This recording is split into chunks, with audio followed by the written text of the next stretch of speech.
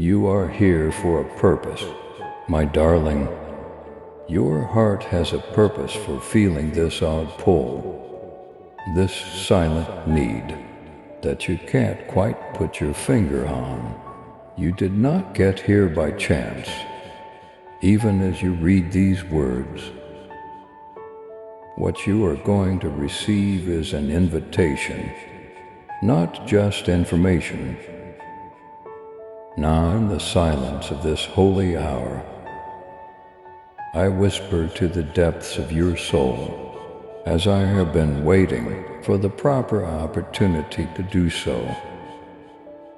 I recognize you. I am aware of the burden you bear, the worries that reverberate in the quiet, the fatigue that nobody else appears to perceive. I am aware of the weight that life's unseen burdens have placed on your soul. I understand how you may feel completely alone, even while surrounded by others. However, know that you are not forgotten. You're not invisible, you're not left behind.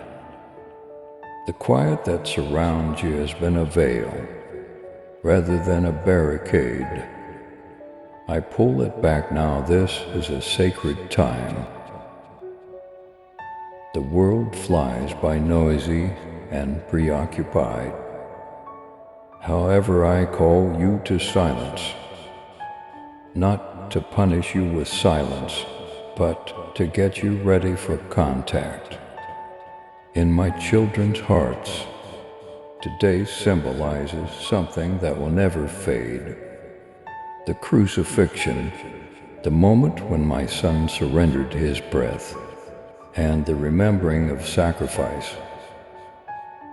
If you believe in the power of prayer, type 111 and forward this video to 7 faithful people. Today they refer to it as Good Friday. However, it didn't feel nice at the time. It was like night, it was like being abandoned. There seemed to be no sound, and since I saw him suffer, I am intimately familiar with that emotion. All of creation halted to hold its breath, and I felt the sadness of heaven shake. However, I also understood that death was not the end, something that no one else did. I was aware that the quiet was fullness that was only waiting to be discovered, not nothingness. A lot of you are experiencing your own version of Good Friday. You're standing at the foot of your own cross. As hopes die, relationships deteriorate, and dreams bleed out. You inquired about my whereabouts. You inquired as to why I permitted it. You've pleaded with me to talk, to clarify, to step in. But all you've gotten is quiet, and it's been inhumane. Your love and support mean everything to us as we continue sharing God's message of hope, faith, and blessings. If this message has touched your heart, we humbly invite you to show your gratitude by giving at least $120 super thanks each month. Your generosity helps us create more uplifting content that inspires souls and brings people closer to God. By clicking the super thanks button below, you're not just supporting our work, you're becoming a part of this divine mission to spread God's love to those who need it most. Thank you for your kindness. Stay blessed, stay joyful, and may God's grace always be with you. But hear me again, I am not absent from the stillness. It is the most concentrated manifestation of my presence. You two are suspended between the suffering and the promise, between the request and the gift, between what was and what will be, just as Jesus hung in agony between heaven and earth, suspended in that terrible liminal region when nothing made sense. However, I am with you. In the meanwhile, you question why I failed to halt what shattered you, and why I didn't end the suffering. However, I call what you call the end the beginning. My child, I view what you see as failure as the prelude to revival. The cross's quiet was never an indication of weakness. It was the sound of the most potent kind of love being released. The agony was not resisted by my son. He accepted it for the happiness that was placed in front of him. You were the source of that bliss. Yes, you. Not the idealized version of yourself, nor the one you believe.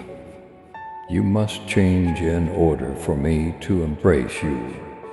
I gave my life to save the version that is shattered, bewildered, exhausted, and barely surviving right now. That's the one I desire. Therefore, I'm asking you to give up trying to break the stillness. Don't be afraid of it. Join me in stepping into it. Allow me to address you in the silence of submission, just as I did in Gethsemane. Allow me to embrace you in the same way as I did with my son. When he said, "Why have you abandoned me?" I didn't leave him. Furthermore, I haven't left you. I was doing something far bigger than what was seen. I'm doing the same to you too. Making place for fresh life is what seems to be death. In your life, the silence before the stone rolls away is all that seems like a delay. But for the time being, be silent with me. Allow me to show you how to hear once more. Not via signals or no's, but through the whisper of my presence. This is a moment of power, despite the fact that it may not feel like it. Everything is changing inside of you, even if nothing is happening outside. Heaven is now more accessible than ever.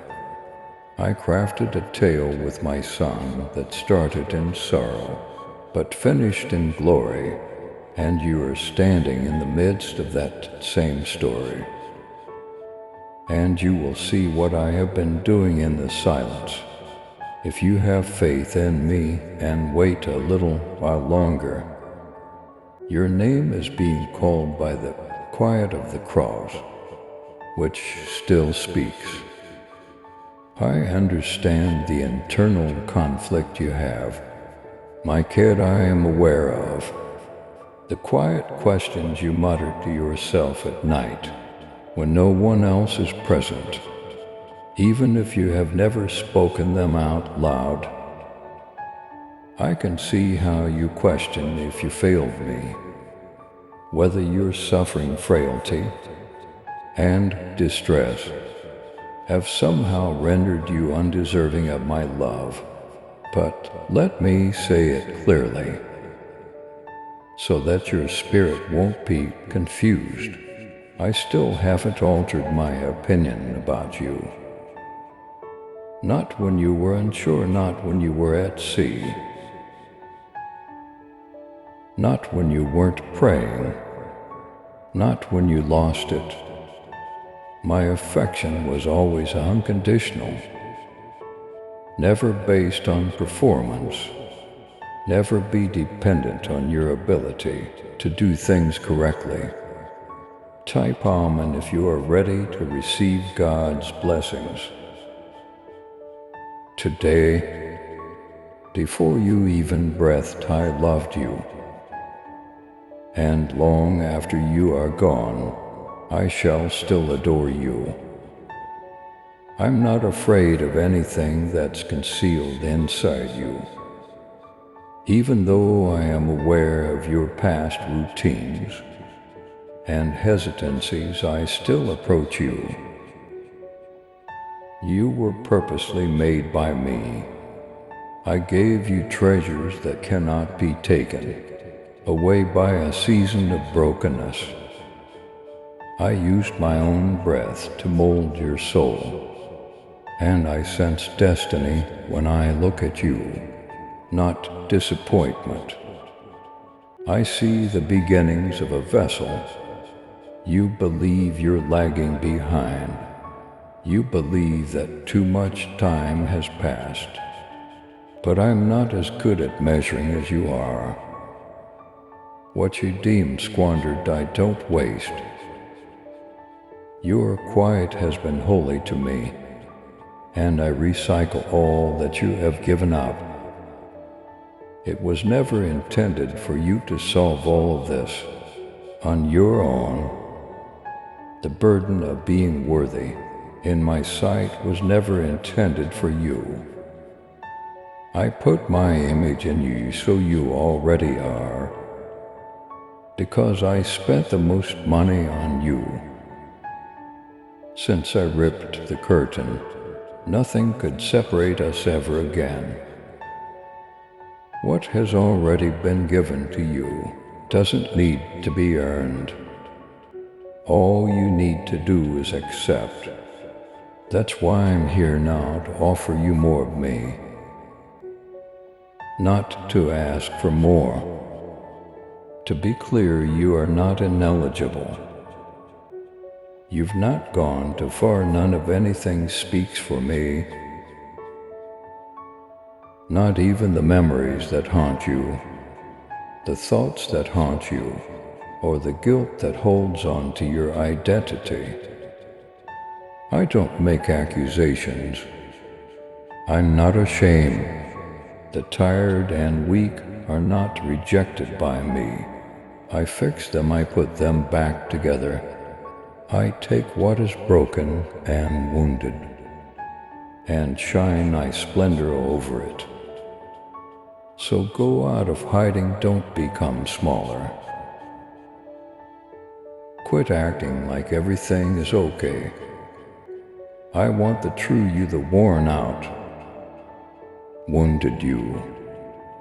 I came just for that one. It's not time to avoid me this season. Now is the time to go close, to enter my grace and leave your shame behind. I'm keeping the parts together even now. I am now mending what you were unaware was injured.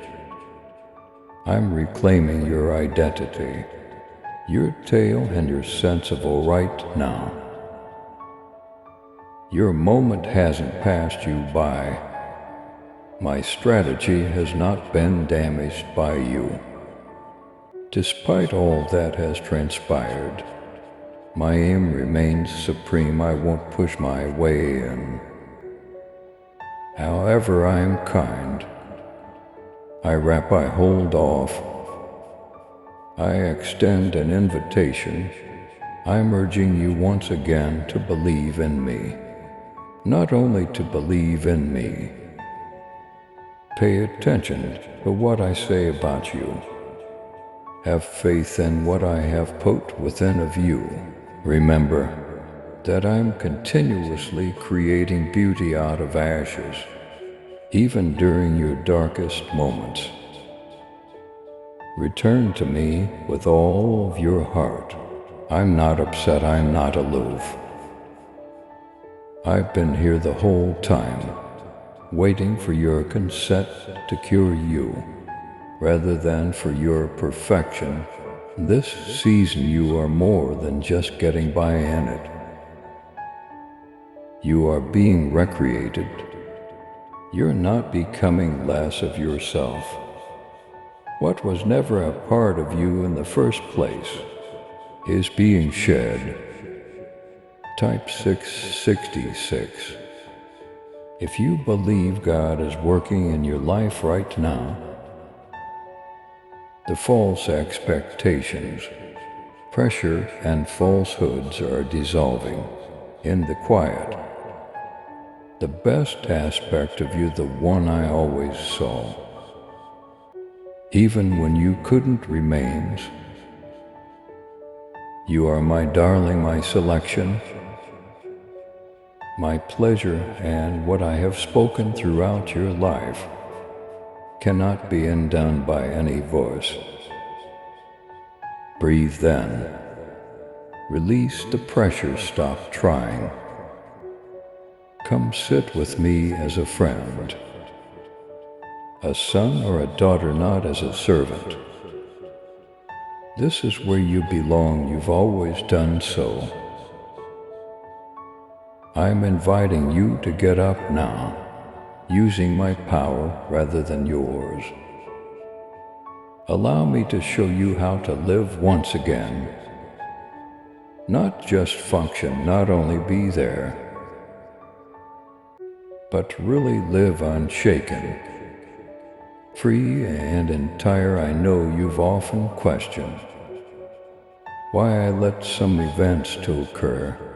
My child, the reason for the road's necessary turn, why the tears remain longer than anticipated and arrived at night, why despite your efforts to move on, the pain never really went away. Throughout your life, I have seen you struggle with the same silent question. If God loves me, why would He allow this to occur? And I haven't avoided that question at all. I embrace it because I don't fear your suffering, perplexity, or annoyance. Only I have the ability to meet you in it and give it purpose.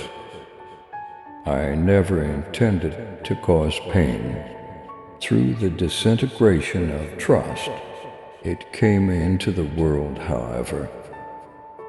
In my kindness, I decided not to completely eradicate suffering from the human condition. It's not because I like seeing you suffer. Rather, it's because suffering may be an instrument for change when it is given to me. Not all wounds are caused by me. I do, however, redeem, then nothing affects your life until it is filtered through my purpose. I was aware of everything, even the acts that were unjust, the treachery that took you by surprise, and the seemingly random assaults. I was present in order to prepare you, not to punish you. I permitted what I might have prevented. What you're going through right now is pruning, not punishment. It's the agonizing process of removing things that you can't keep in the next phase of your life. I'm taking away the things that weren't supposed to define you, the falsehoods you held about your value, the fear that controlled you, and the acceptance you sought. You wanted me to complete you. You requested that I utilize you. You requested that I take you farther. And I do it like this if you believe in miracles. Type 777 and forward this video to 7 people who need faith. not with comfort and ease, but with pressure that exposes reality. Like gold to fire, similar to storms to roots. Silent gardens are not the place to cultivate unwavering faith you constructed in Gethsemane.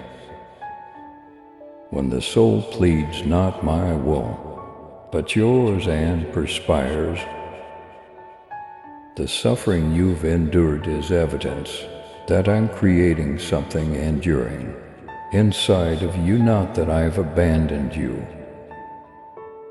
I see the structure below what you see.